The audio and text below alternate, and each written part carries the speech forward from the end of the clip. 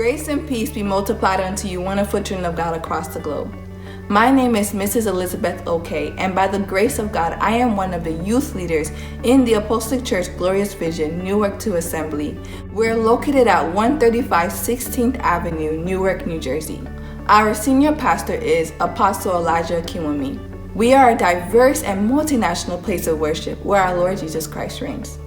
I'm so glad to be a pioneer presenter of our church's media TV channel called Youth with a Mission for God Talk Show.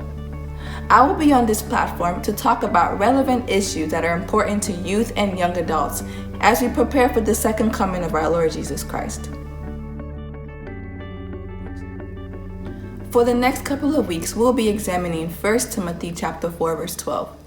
Paul tells Timothy, "Let no one despise your youth, but be an example to the believers, in word, in conduct, in love, in spirit, in faith, and in purity." Timothy is a young minister, and Paul, as his mentor, is teaching him important lessons that will be beneficial to him as a person and his ministry as a whole.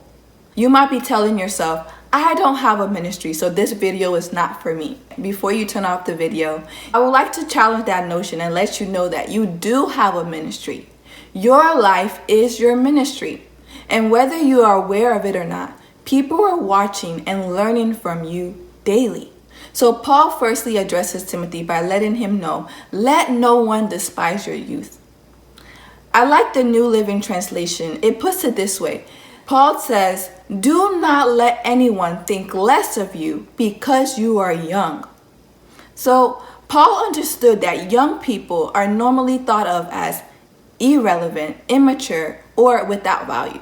Paul was encouraging Timothy not to allow his age to be a barrier to the ministry placed upon his life. Instead of his age being a barrier, Paul encourages him to let his age to be a blessing.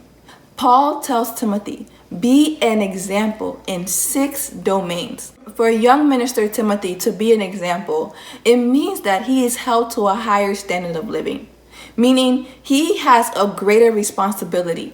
And just as Timothy is held to a higher standard of living, we too are held to a higher standard of living.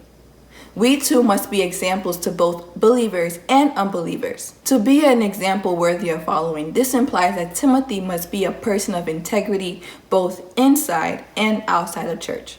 This applies to us as well. Timothy's life should be an example to us. It should challenge us to be an example in and outside the church. So this concludes our introductory lesson. Next week, we will talk about how Christian youth can be examples with our words. If you're interested in living a holy life for Jesus Christ, but don't know how to start, I encourage you to email us at missionter_h@yahoo.com.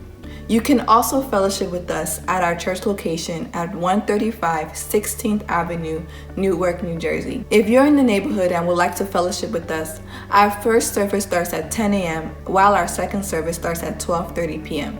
We would love to have you with us. I hope you enjoyed the lesson as much as I did. See you next time on this same channel.